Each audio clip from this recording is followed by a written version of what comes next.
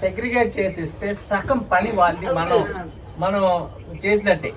ఏముందండి, 2 డస్ట్బిన్లు, తడి చెత్త పొడి చెత్త. ఇంకోటి నా అడ్వైజ్ ఏంటంటే తడి చెత్తని ఇంట్లోనే కంపోస్ట్ కింద తయారు చేసుకోవచ్చు. మన మొక్కలు పనిచేస్తుంది, కానీ మనకి ఏంటంటే మన ఇల్లు శుభ్రంగా ఉండాలి, పక్కన సైడ్ పాడైపోవాలి. తప్పని యాటిట్యూడ్ ఎప్పుడైతే మార్చుకుంటామో వీళ్ళు చేసే కష్టం అంతా ఇంత కాదు. ఎందుకంటే మనం లేవక ముందే వాళ్ళ గురించి మస్తర్ ఆఫీస్ అంటారు. దీన్ని ఏంటంటే అటెండెన్స్ వేసుకునే ఆఫీస్, మస్తర్ ఆఫీస్.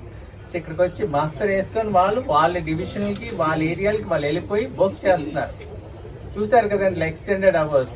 ఇంకా వీళ్ళకి కంపోర్ట్స్ వర్షం ఉన్నా ఎండ ఉన్నా చలి అయినా సరే వాళ్ళు చేస్తున్నారంటే వాళ్ళని రెస్పెక్ట్ చేసే బాధ్యత. వాళ్ళకి రెస్పెక్ట్ ఏంటి, వాళ్ళని గౌరవించండి. అట్లీస్ట్ నాకు తెలిసి నేను చూస్తాను స్వయంగా, వీళ్ళని తక్కువగా చూస్తారు. తప్పు.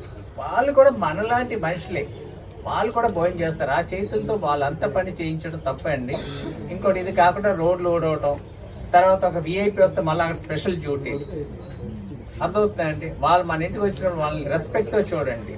తర్వాత అదే విధంగా నా ఒక రిక్వెస్ట్ ఏంటంటే సెగ్రిగేట్ చేసి ఇవ్వండి. వాళ్ళకి 2 బిన్లు ఉంటాయి కదా వెహికల్లో, దాంట్లో వేసుకొని వెళ్ళిపోతే వాళ్ళకి డంప్ చేసుకొని దాన్ని ఆ వర్క్ త్వరగా చేయడానికి ఆస్కారం ఉంది. వాళ్ళు కూడా పిల్లలు ఉన్నారు, వాళ్ళు కూడా కుటుంబం, మనందరూ సహకరిస్తాం కదండి.